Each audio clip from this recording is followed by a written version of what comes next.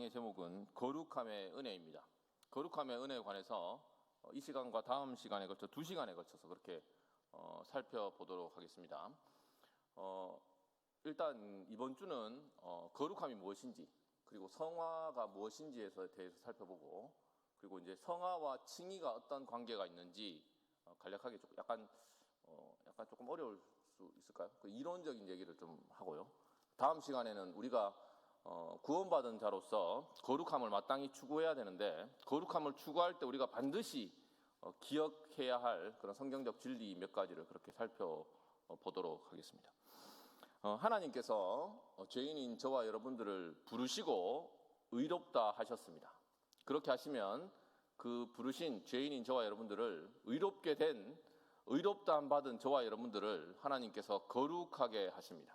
그게 바로 성화입니다. 성화. 그래서 그 하나님께서는 은혜로 우리를 부르셨고, 그리고 하나님의 은혜로 우리를 거룩하게 하십니다. 그러나 칭의와 다른 점이 많습니다. 그 부분에 관해서는 이후에 살펴보도록 하겠는데요.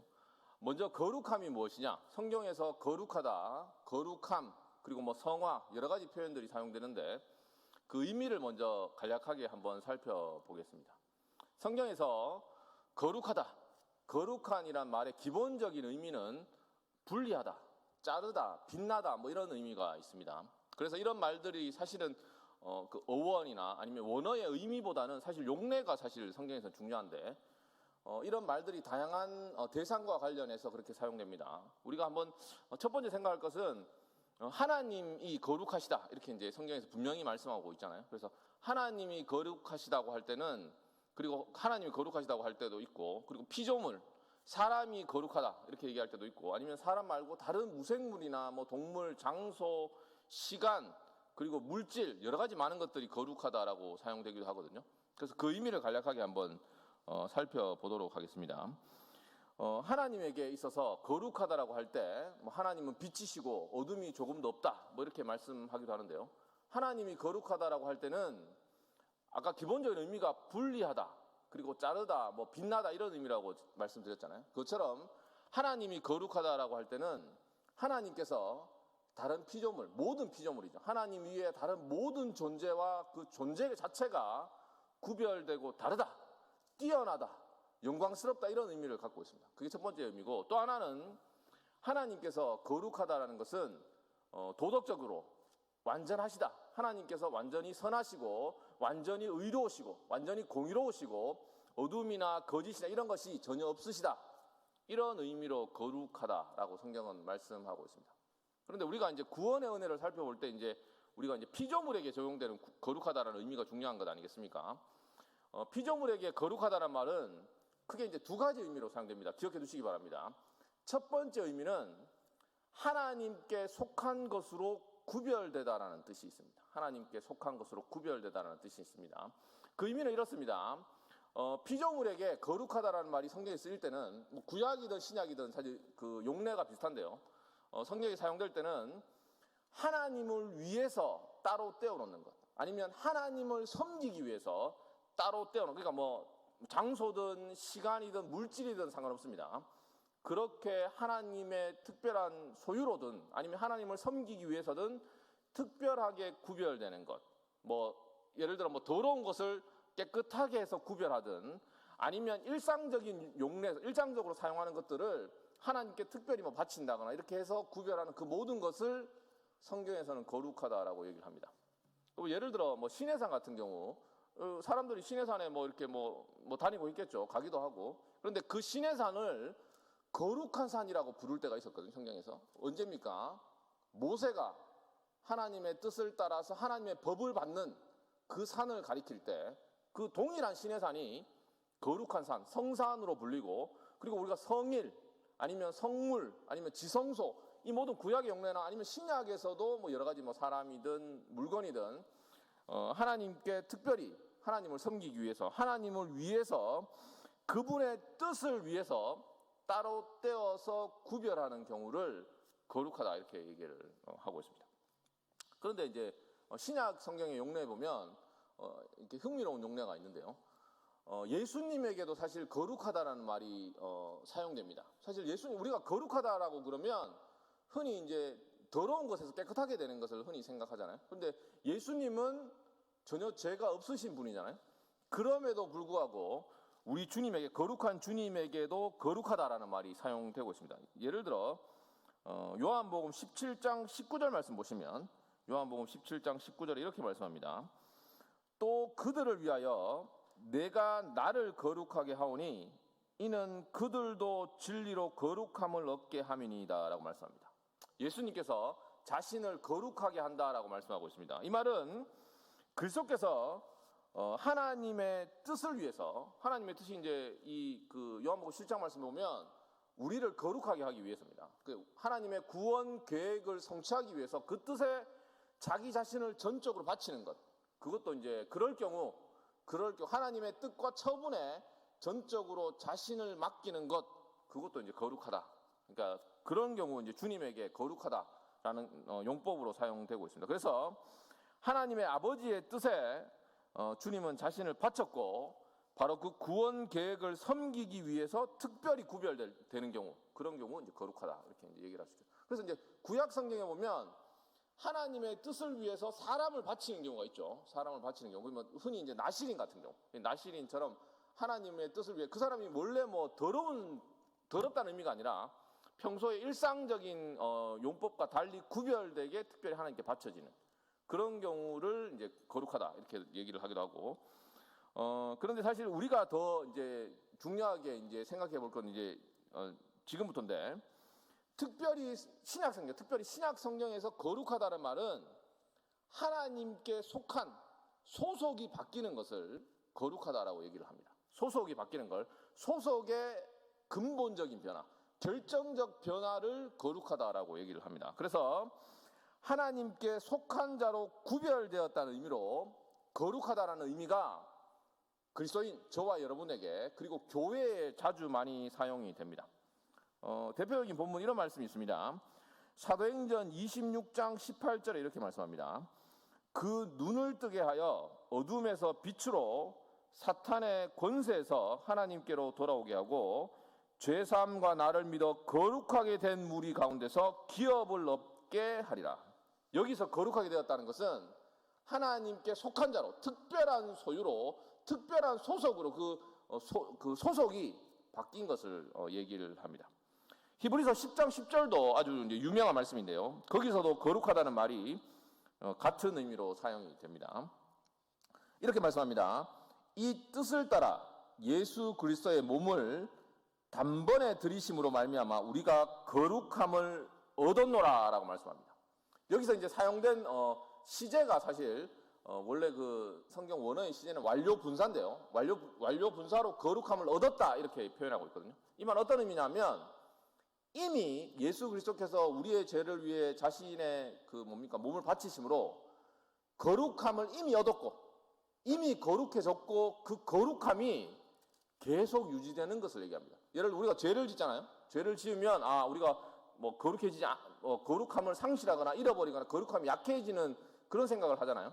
그런데 이런 소속의 거룩함, 하나님께 영원한 귀한 소유가 되었고 거룩한 백성이 되었다는 의미의 거룩함은 결코 바뀌지 않습니다. 한번 그리스도의 피로 말미암아 거룩해지면 그 다음부터 다시 뭐 속해지건다거나 아니면 그 소속이 바뀐다거나 그 소속의 권리를 상실하거나 그런 일이 없잖아요. 그런 의미에서 성경에서 거룩함을 얘기를 하고 있습니다. 또 유명한 말씀으로 베드로전서 2장 9절 말씀입니다. 우리가 익히 잘 아는 말씀인데요. 그러나 너희는 택하신 족속이요 왕같은 제사장들이요 거룩한 나라요 그의 소유가 된 백성이니 이는 너희를 어두운 데서 불러내어 그의 귀한 빛에 들어가게 하신 이의 아름다운 덕을 선포하게 하려 함이라 라는 말씀도 있습니다. 이 말씀은 원래 그 출애굽한 이스라엘 백성에게 사용되던 말씀입니다. 그래서 하나님께서 그 유월절 어린 양의 피로 이스라엘 백성들을, 그리고 자기 자신을 위해서 특별한 하나님의 소유로, 소속으로 열방 모든 그 가난한 여러 많은 잡족들이 있고 많은 사람들 가운데서 특별히 하나님께 속한 자로 구별해서 하나님의 귀한 소유로 삼으셨던 적이 있습니다. 그게 이제 이스라엘 백성이죠. 그 이스라엘 백성에게 적용된 것처럼 저와 여러분들도, 교회도 하나님의 특별한 소유로 그리스도의 피로 그 소속이 영단번에 바뀐 것. 그래서 저와 여러분들이 단번에 거룩해진 겁니다. 하나님 이런 의미에서는 저와 여러분들이 영원히 예수 그리스도를 믿고 주께 속한 자가 되었을 때 단번에 거룩해졌고 이 소속은 영원히 바뀌지 않습니다. 그런 의미에서 저와 여러분들은 영원히 거룩한 겁니다. 영원히 거룩한 겁니다. 이게 거룩하다, 성경에서 거룩하다라고 얘기했을 때 우리가 기억해야 아주 중요한 의미입니다. 소속이 바뀐 겁니다. 소속이 바뀌었고 결정적으로 바뀌었고 결코 돌이켜지지 않는 그런 거룩함 기억하시기 바랍니다. 그런데 거룩함의 성경의 용례 가운데 이런 첫 번째 의미만 있는 게 아닙니다. 두 번째 의미가 있습니다. 그게 뭐냐면 성경에서 거룩하다, 거룩해지다 이런 의미는 잘 들으시기 바랍니다. 소속 자체를 가리키는 경우도 있고 그 소속이 바뀌었지 않습니까? 그러면 소속에 걸맞게 변화되는 과정을 가리키는 게 있습니다. 그리스도께서 자신의 몸을 드림으로 말미암아서 그 예수 그리스도를 믿는 사람들은 영원히 운명이 바뀝니다. 영원히 운명이 바뀝니다. 그 운명은 결코 돌이켜지지 않습니다. 그럼 우리가 이제 구원을 잃어버리지 않는다. 뭐 이렇게 얘기할 수 있겠죠. 그러면 구원이 완성되었습니까? 저와 여러분들 구원이 완성되었습니까? 그게 아니고 우리가 영원히 복된 운명과 소속과 하나님의 자녀가 되었으면 이제는 하나님의 자녀답게 살고 변화되는 구원의 과정이 있는 겁니다. 그러니까 그런 부분도 성경은 분명히 얘기하고 있고 그것을 성경에서는 거룩함, 신자가 하나님의 자녀답게 변화되는 거룩해지는 것을 얘기하고 있습니다. 그래서 우리가 흔히 일반적으로 아마 여러분들이 조금 이제 책을 읽거나 아니면 신학에 조금 관심이 있거나 아니면 교회에서 예를 들어 흔히 성화라는 얘기를 들었을 때 우리가 일반적으로 의미하는 말은 이 두 번째 의미입니다. 소속, 하나님께 속한 자로서 영원히 복된 자로 거룩한 하나님의 백성이 되었지만 그 백성답게 되어지는 과정, 그것을 가리키는 경우가 많습니다. 그러나 다시 한번 제가 상기시켜드리면 여러분 일단 우리가 거룩해지는 과정을 출발하기 위해서는 거룩한 백성이 되는 것, 영원히 단번에 거룩함을 얻은 그것이 필요합니다. 그 출발 없이는 그 신분의 변화 없이는 거룩해지는 과정은 불가능하고 그러니까 우리가 거룩해지는 과정에 있어서 가장 중요한 것은 우리가 이 확실하고 이 안전한 기초 위에 서 있다. 내가 이미 영원히 복된 신분을 얻었다 하는 확신을 가져야 됩니다. 그렇게 될 때 비로소 신앙의 자유가 있습니다. 제가 이후에 좀 이따가 칭의와 성화를 제가 구별하며 설명드릴 때 좀 더 말씀드리도록 하겠습니다. 그래서 우리가 거룩해졌고 하나님의 백성이 되었지만 그 하나님의 백성답게 되어지는 과정, 그게 바로 일반적으로 얘기하는 성화입니다. 성화입니다. 기억하시기 바랍니다. 성화는 그래서 단지 소속의 변화만 의미하는 것이 아니라 우리의 성품과 행동이 하나님을 실제로 닮아가는 겁니다. 그래서 우리가 오늘 읽은 본문 말씀 한 번 더 읽어드리겠습니다. 오직 너희를 부르신 거룩한 이처럼 너희도 모든 행실에 거룩한 자가 되라. 기록되었을 때 내가 거룩하니 너희도 거룩할지어다. 우리의 본성과 성품과 태도와 행동이 실제로 하나님을 닮는 겁니다. 실제로 하나님을 닮는 것이 바로 성화입니다. 디도서 2장 14절은 이렇게 말씀합니다. 그가 우리를 대신하여 자신을 주심은 모든 불법에서 우리를 속량하시고 우리를 깨끗하게 하사 선한 일을 열심히 하는 자기 백성이 되게 하려 하십니다. 실제로 깨끗해지고 선한 열매를 풍성히 맺게 되는 것, 그게 바로 성화입니다. 그래서 성화를 이렇게 정의할 수 있습니다. 은혜 없이 가능한 게 아니라 우리 안에서 역사하시는 하나님의 그 놀라운 은혜 덕분에 저와 여러분들이 그리스도를, 하나님 아버지를 점점 더 닮아가는 성장과 변화가 성화입니다. 성장하고 변화하는 게 그게 바로 성화입니다. 또 이렇게도 정의할 수 있습니다. 의롭다 하심을 받은 죄인이, 그러니까 칭의된 의롭다 하심을 받은 죄인인 저와 여러분이 죄의 오염에서 실제로 더 깨끗해지는 것, 더 깨끗해지는 바로 성령의 역사, 그게 바로 성화입니다. 여러분 이런 생각 들 수 있을 겁니다. 죄의 오염에서 깨끗해지는 게 성화거든요. 그런데 죄 문제는 언제 해결되었습니까? 지난 시간 제가 드린 말씀 기억하십니까? 죄는 칭의에서 완전히 해결되는 거잖아요. 그러니까 우리는 그리스도 안에 있는 자는 결코 정죄함이 없는 겁니다. 이 기초를 결코 잊으시면 안 됩니다. 근데 죄 문제가 칭의로 해결됐잖아요. 그런데 왜 죄의 오염, 죄 문제를 또 얘기하느냐? 칭의에서 해결된 것은 정죄입니다. 정죄. 우리가 하나님 앞에서 더 이상 죄인으로 취급받지 않고 그리고 죄로 말미암는 심판에서 해방된 겁니다. 그러나 죄의 오염은 성화에서 해결됩니다. 죄의 오염은 저와 여러분들이 평생 우리가 주님 앞에 그리스도께서 재림하실 때 우리가 부활의 몸을 입을 때까지 아니면 우리가 죽을 때까지 계속되는 싸움과 성장의 과정을 거치게 됩니다. 하나님께서 그렇게 정하셨습니다. 우리가 예수 그리스도를 믿어도 우리 안에 죄가 남아 있습니다. 죄가 남아 있어요. 이걸 부정할 사람은 없을 겁니다. 물론 이걸 부정하는 사람들도 있습니다. 뭐 구원파 같은 경우가 그렇죠. 뭐 구원파나 아니면 뭐 완전주의를 주장하는 사람도 있습니다. 그러나 그것은 성경의 가르침과 맞지 않고 우리의 신앙적 경험과도 전혀 맞지 않습니다. 우리는 여전히 죄를 짓고 우리 안에는 죄가 있고 우리의 감정과 욕구와 의지와 태도와 행동과 습관에서 죄가 있습니다. 그런 죄의 오염이 있습니다. 우리의 본성은 부패해 있고 우리의 많은 부분들이 여전히 부패해 있고 연약합니다. 그런 실제적인 죄의 문제, 남아있는 죄의 문제를 해결하는 것이 바로 성화입니다. 성화. 하나님께서 죄인을 구원하시잖아요. 죄에서 구원하시는 거거든요. 그래서 정죄의 문제, 이것을 이제 신학적으로 죄책이라고 그러는데 죄로 말미암는 심판, 하나님과의 근본적인 관계의 문제를 칭의에서 완전하게 해결해 주십니다. 그러나 실제로 우리가 죄에서 더 깨끗해지고 더 선한 사람이 되고 거룩해지는 문제가 남아 있습니다. 칭의와 성화는 둘 다 결합되어 있습니다. 하나님의 큰 구원의 동전의 양면과 같습니다. 동전의 양면 같습니다. 칭의와 성화를 결코 분리시키면 안 됩니다. 그러니까 흔히 이런 경우가 있습니다. 우리가 하나님의 은혜, 무조건적인 은혜를 너무 강조하다가 물론 우리가 죄를 짓고 실패하고 아무리 넘어진다 하더라도 주께 속한 자의 소속은 그야말로 바뀌지 않습니다. 맞습니다. 그렇다고 해서 우리가 싸워야 할 싸움을 외면하거나 하나님의 은혜를 핑계대면서 우리가 더 거룩해지는 부분을 간과해서는 안 됩니다. 성경은 그리스도께서 우리의 의로움이 되실 뿐만 아니라 우리의 거룩함이 되신다.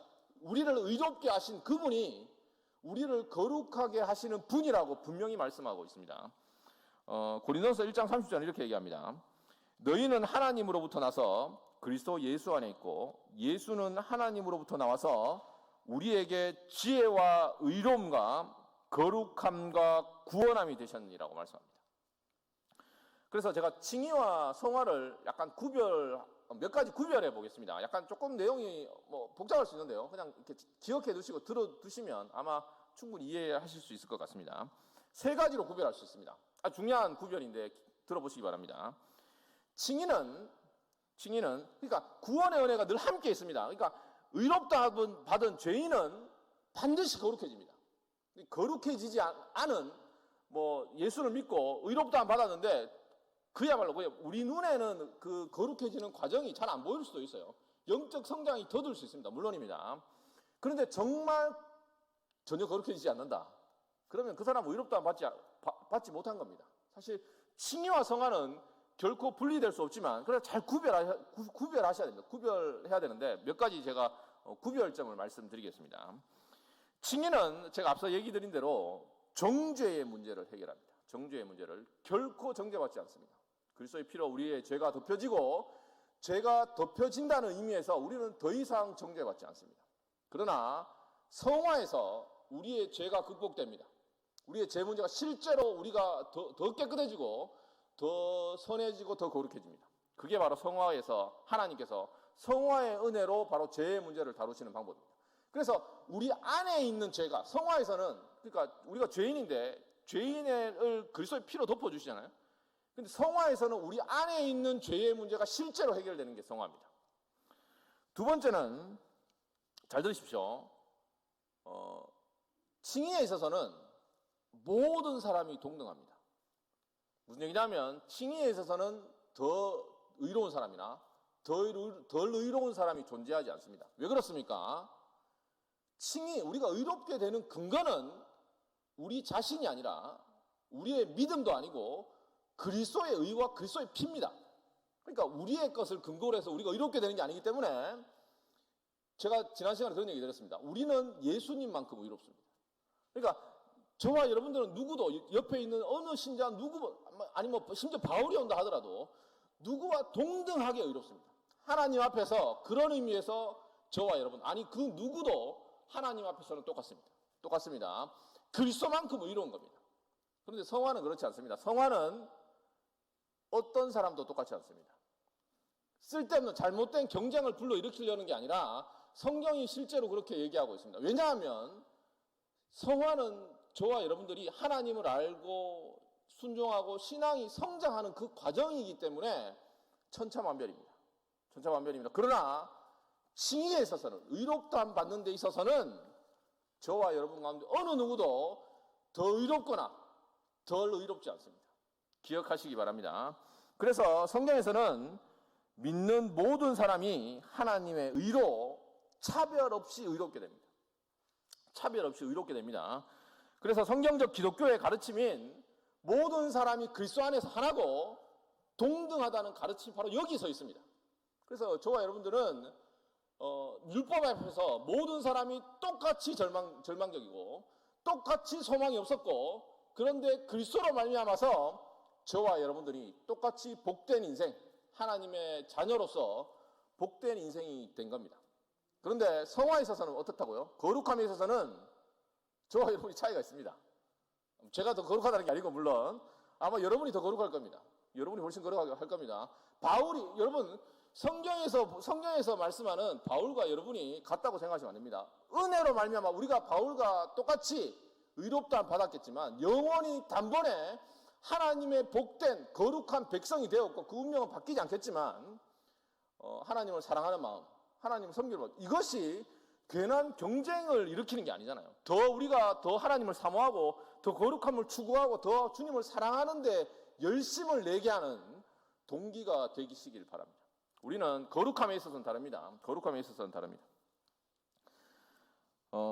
그래서 칭의는 하나님 앞에서 우리의 변함없는 지위와 객관적인 관계에 관한 것입니다. 법적 지위에 관한 것이지만 성화는 우리가 하나님의 자녀로서 실제로 어떻게 사느냐, 어떤 상태로 사느냐의 문제입니다. 우리는 그러니까 이 성화에 있어서는 더 하나님의 자녀로서 살아내고 자녀답게 되는데 성경에서 얘기하는 그 말씀대로 하나님의 은혜로 말미암아서 저와 여러분들 거룩함을 추구해야 되는 겁니다. 마지막입니다. 세 번째는 칭의는 이 땅에서 완전합니다. 단 한 번으로 완전합니다. 왜 그렇습니까? 칭의는 완전하신 하나님, 거룩하신 하나님의 그리고 완전하신 그리스도의 순종을 기초로 해서 이루어지는 법적 선언이기 때문입니다. 그래서 저와 여러분의 수준과 상태와 심지어 믿음의 정도와 무관하게 완전합니다. 성화는 어떻습니까? 성화는 그렇지 않습니다. 성화는 이 땅에서 평생 계속되는 과정입니다. 칭의는 단 한 번으로 죄인을 완전하게 의롭다함 받게 됩니다. 그러나 성화는 그렇지 않습니다. 성화는 매일매일 매순간 하나님의 말씀을 듣고 순종하고 주님을 사랑하고 쫓고 그 모든 과정, 은혜와 지식 안에서 자라는 그 모든 과정이 있습니다. 여러분 바울의 고백을 들어보시기 바랍니다. 바울이 말년에조차도 내가 이때까지 일들을 다 뒤로 잊어버리고 표대를 향해 달려간다고 얘기를 했습니다. 자신을 쳐서 복종시킨다고 얘기를 했습니다. 그런 어떤 성화는 끊임없이 계속되는 과정이고 그 말은 뭡니까? 이 땅에서는 어느 누구도 완전하게 성화되지 않습니다. 더 아직 남아 있습니다. 더 그러니까 이걸 약간 제가 부정적으로 얘기해서 아직 거룩함이 아직 모자라다. 여러분 모자라니까 더 열심히 하십시오. 이렇게 들릴지 모르겠지만 한편으로 뒤집어 생각하면 저와 여러분들이 하나님을 사랑하고 섬기고 그 풍성한 교제와 은혜를 맛볼 것들이 무한히 남아있다는 얘기입니다. 바울만큼 우리가 바울을 보시죠. 그러면 바울보다 우리가 훨씬 덜 거룩하지 않습니까? 기분 나쁘시지 않으시죠? 그러니까 그만큼 풍성한 것들이 무한히 남아 있는 겁니다. 그래서 찬송시 작가는 이렇게 얘기했습니다. 우리는 이 땅에서 의롭다함 받은 죄인인 저와 여러분들은 이 땅에서 더 복된 신앙생활을 할 수 있다. 그리고 더 거룩해질 수 있다. 그러나 결코 더 안전하지는 않습니다. 무슨 얘기입니까? 우리는 이 땅에서 그리스도의 피로 의롭다함 받은 순간 완전하게 안전한 겁니다. 영원히 그 사랑에서 끊어지지 않는 겁니다. 그럼에도 불구하고 저와 여러분의 신앙생활에는 더 거룩하게 하나님과 교제하고 섬기고 사랑하고 풍성하게 누릴 것들이 앞에 있는 옆에 있는 여러분 그 성도들을 보시고 혹시나 뛰어나게 더 하나님을 사랑하고 풍성하게 누리는 사람이 있다면 그들로부터 도전을 받으시기 바랍니다. 도전을 받으시기 바랍니다. 그리고 그것보다도 신앙의 인물들, 성경의 인물들로부터 더 풍성하고 더 복되고 더 영광스럽고 더 거룩한 삶이 나에게 약속되어 있다. 이 땅 가운데서 풍성한 것들을 맛보고 있다. 이렇게 생각하시기 바랍니다. 잊지 마시기 바랍니다. 이런 복된 삶으로, 이런 복되고 영광스러운 삶으로 부르셨고 이 과정으로 부르셨습니다. 이것을 잊지 마시기 바랍니다. 성경 한 구절을 인용하고 마치면 좋겠습니다. 디도서 2장 14절 말씀인데 제가 앞서 인용한 구절인데 한 번 더 말씀 읽어드리겠습니다. 그가 우리를 대신하여 자신을 주심은 모든 불법에서 우리를 속량하시고 우리를 깨끗하게 하사 선한 일을 열심히 하는 자기 백성이 되게 하심이라. 바로 이를 위해서 저와 여러분들을 위해서 바로 이를 위해서 그리스도께서 죽으셨습니다. 저와 여러분들을 단지 용서해 주시기 위해서만 아니라 용서하시고 하나님의 자녀로 삼으시고 그야말로 하나님의 영광스럽고 거룩한 하나님의 자녀답게 만들기 위해서 부르셨습니다. 우리를 사랑하시는 그 하나님은 거룩하신 하나님이시고 그 거룩하신 하나님이 내가 거룩하니 너희도 거룩하라라고 분명히 말씀하십니다. 그리고 이 하나님의 약속은 하나님의 은혜로 말미암아서 우리가 그 은혜에 사랑으로 응답할 때 반드시 하나님께서 성취하시고 말 하나님의 약속임을 잊지 마시기 바랍니다. 기도하겠습니다.